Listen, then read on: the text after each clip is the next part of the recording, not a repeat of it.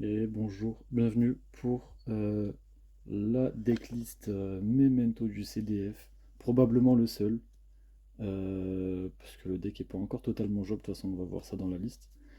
Euh, pour mes résultats, j'ai fait 4-5, sachant qu'il y a 3 games que j'ai perdu uniquement sur de la chance, à base de 8 entrap au-dessus du deck, à base de top deck un Evenly qui est un one-off, bref.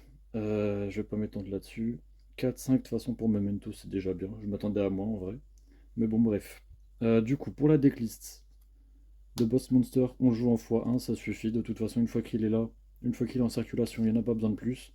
À la limite, on pourrait en jouer un deuxième en side pour les match-ups qui peuvent le ban, type Runic, type Flunder qui peut le bannir dans le cimetière, bref. J'ai pas choisi d'en mettre d'un deuxième en side, mais c'est envisageable en tout cas. Ensuite, pour les starters, on va avoir 3 Darkblade, on va avoir 3 Anguich.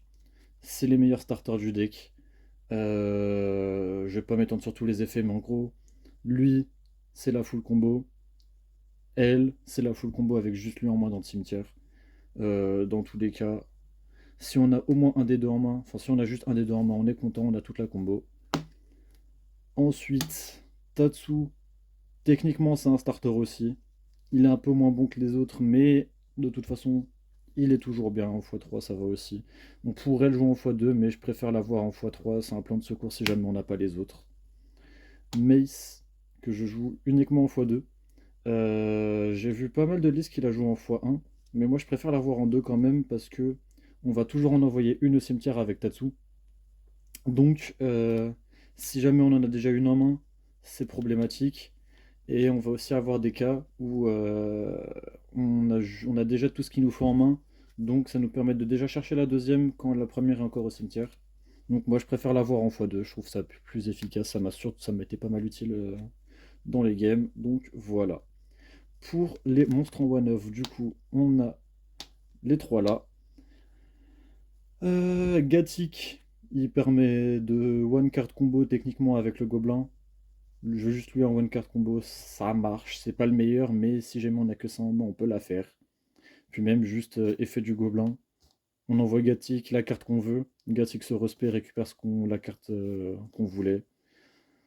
Donc c'est une tuto mais avec un body en plus sur le terrain. C'est toujours c'est trop fort. Dans tous les cas, pareil en x1, les deux ils suffisent parce qu'ils retournent dans le deck avec le boss monster. Donc pas besoin de plus. Dragon à corne, pareil. En x1 ça suffit. Il peut se split si on a 3 mêmes méthodes dans le cimetière. Quand il est détruit sur le terrain, on peut détruire 3 sur le terrain. Enfin 2 du coup techniquement vu qu'il faut détruire un memento. Mais pareil, x1 ça suffit largement. Du coup pour les monstres on est bon. Les magies, on va avoir évidemment les deux magies rapides en x3. Ça permet de dodge des impermes, ça permet de dodge des veilers vu que c'est des magies rapides. Euh, Bonne partie. One card combo avec n'importe quel monstre. Si on a n'importe quel monstre en main, vu que ça se paie du deck, on a juste à aller spé. Merde, pas lui. Bref, on a juste à aller chercher Sombre Lame et on a la full combo. Donc voilà, bonne partie x3 obligatoire. Et pareil, la fusion trop utile au grind. D'en avoir 3, ça nous permet d'en cramer déjà 2 si jamais on part en one card combo avec le gobelin. Puisqu'au premier tour, on va en bannir une pour aller chercher la deuxième. On va l'activer, donc il nous en restera déjà plus qu'une en deck. D'en avoir 3, trop fort. Du coup, voilà. Ensuite, le terrain, x1, ça suffit. Une fois qu'il est là, de toute façon, il n'y en a pas besoin de plus. La piège continue, même principe. Dans tous les cas, si on a un des deux qui est pété, si on a un des deux qui est pété, pardon, on a Gatti qui va récupérer les deux. La piège, 5 negate de monstre, on connaît. Enfin non, on connaît pas forcément du coup. Mais en gros, si on a lui sur le terrain, dès qu'il y a un effet de monstre qui est activé sur le terrain, on cible lui en cost, à la réseau, on lui fait pas de 1000 d'attaque EDF, l'effet negate. C'est une fois par chaîne, comme pour Apollousa.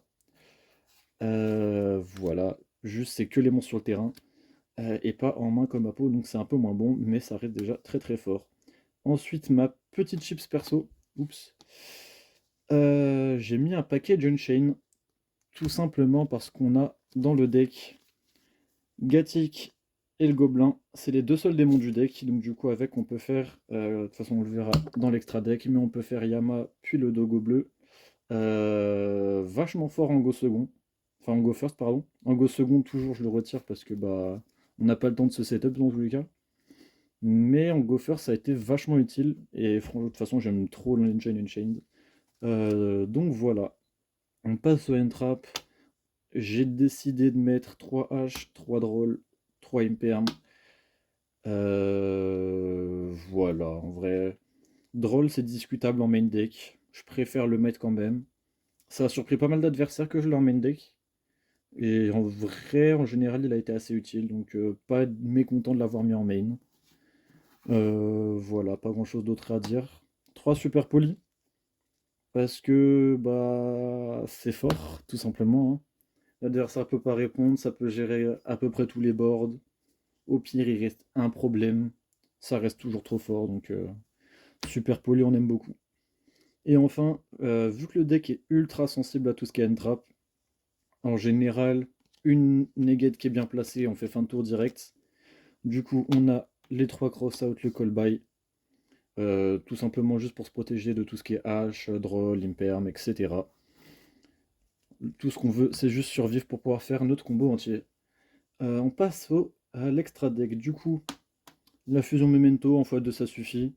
Dans tous les cas, dès qu'on on invoque la première, on a celle-là au cimetière, on a la première au cimetière. Avec l'effet du boss monster, on peut renvoyer lui dans le deck, dans l'extra deck. Ou alors avec la fusion, on renvoie celui du cimetière dans l'extra deck, plus n'importe quel autre monstre, on a la fusion. Bref, 2, c'est le bon nombre. Surtout qu'on n'a pas vraiment la place de mettre plus dans l'extra deck. Enfin, en tout cas, avec Super Poly et Unchain. Target à Super Poly, classique, Boudragon, Garura, Dracostap. Et j'ai rajouté aussi la petite fusion Yubel qui m'a pas servi. Je suis tombé sur aucun Yubel. Mais si jamais j'en avais croisé un, elle était là. Euh, Ça me faisait rire de la mettre. Je me suis dit peut-être, ça peut passer. Mais bon, bah, pas de Yubel pour moi pendant le CDF, c'est pas de bol. Ensuite, du coup, l'Engine Unchained, qu'on a vu tout à l'heure. Avec Gatik et le Gobelin, on fait Yama. On va chercher Charvara. Ensuite, on va faire une loupe. Je vais faire une loupe après, donc on verra tout. Mais donc, du coup, ça nous permet d'avoir Soul of Rage. On l'envoie au cimetière avec Charvara.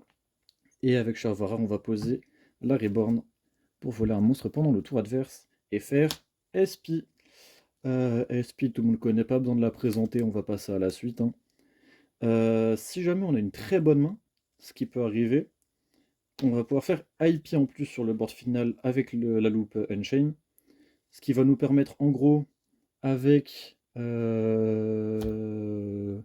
je vais faire ça rapidement.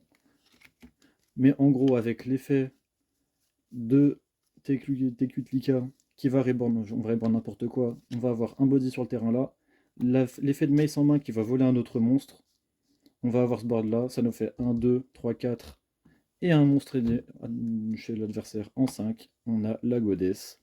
Elle m'a été utile 2 fois, elle m'a fait gagner 2 fois, donc pas mécontent de l'avoir rajouté. Ça fonctionne assez bien, de toute façon l'Engine Unchained fait à peu près tout ce qu'on a besoin, donc voilà voilà. Ensuite, Phoenix Unicorn pour gérer tout ce qui est problématique, les macro problématiques, le reste. Voilà, pas grand chose à dire. Et enfin, si jamais le boss monster a été dégagé, ce qui peut arriver, on peut faire un plan Selene Access Code. Selene qui peut être invoqué tout simplement avec Anguid juste ici, qui est le seul spellcaster du deck. Donc du coup, voilà, ça nous fait un Access Code. Ça peut être utile. Je m'en suis pas servi, mais la tech est là en tout cas. Du coup, on va passer au side, ensuite on va faire une loop, histoire qu'on voit un peu à quoi ça ressemble avec Unchain. Pour le side, j'ai mis L 1x3 pour le time. J'en ai pas eu besoin, mais je préférais avoir une option pour le time au cas où. Du coup, elle était là. On a 2 Nibiru, 2 Mushifter, 2 Ghost Ogre.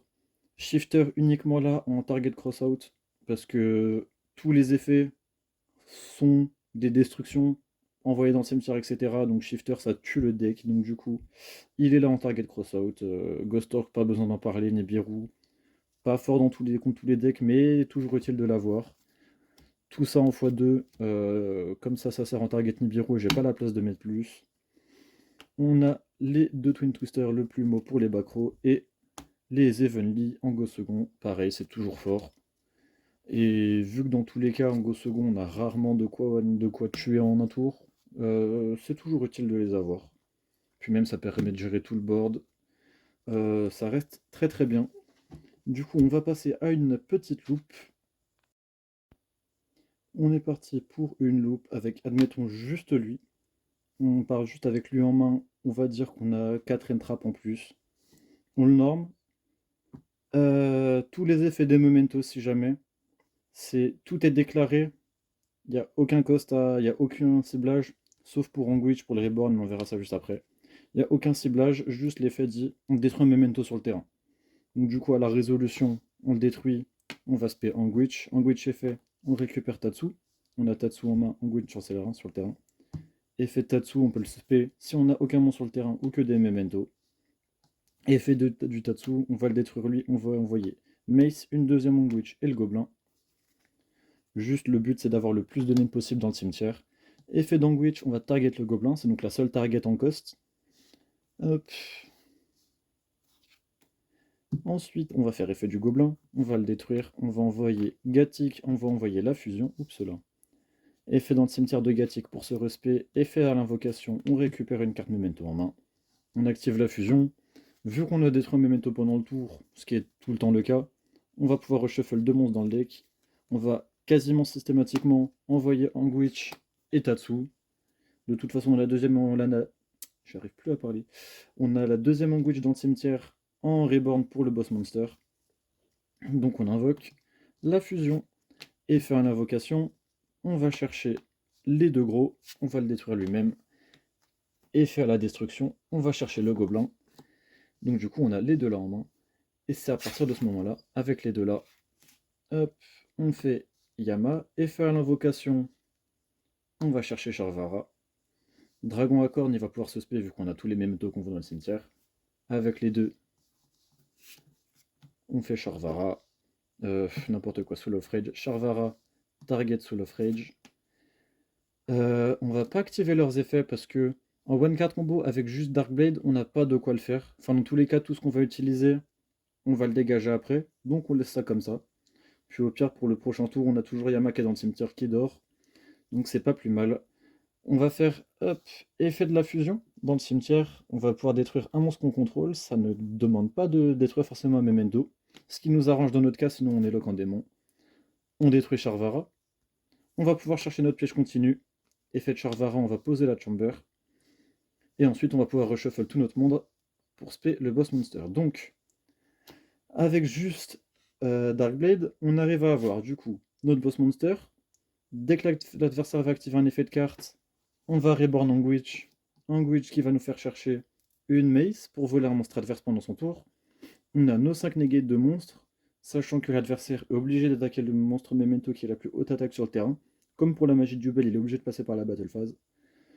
On a la Chamber qui va reborn Soul of Rage. On va voler un monstre, on va faire espion, on va bannir une deuxième carte. Du coup, voilà, ça c'est le minimum qu'on puisse faire si jamais on se fait pas interrupt. Sachant que après, si on a par exemple bonne partie en main, on n'aurait pas, au moment de la destruction de Soul of Rage, on aurait fait effet Diama, on l'aurait banni pour reborn n'importe quoi, on s'en fout, un des deux.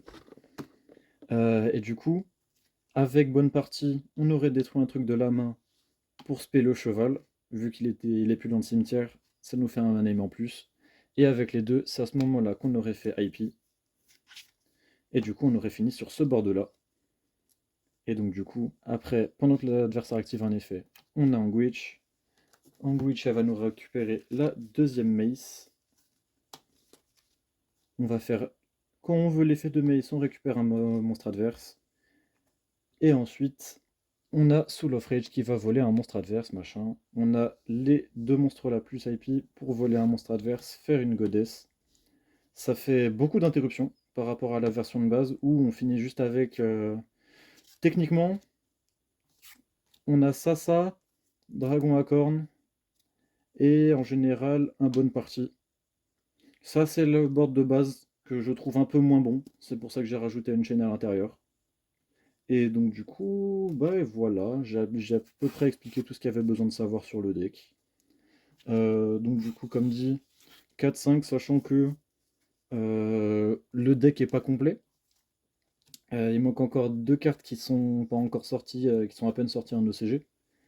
Donc quand ce sera sorti, il y aura peut-être plus la place de mettre Unchain, mais le deck sera quand même beaucoup plus consistant, beaucoup plus fort. Donc bah, de toute façon, moi je l'attends. Et sur ce, bonne journée.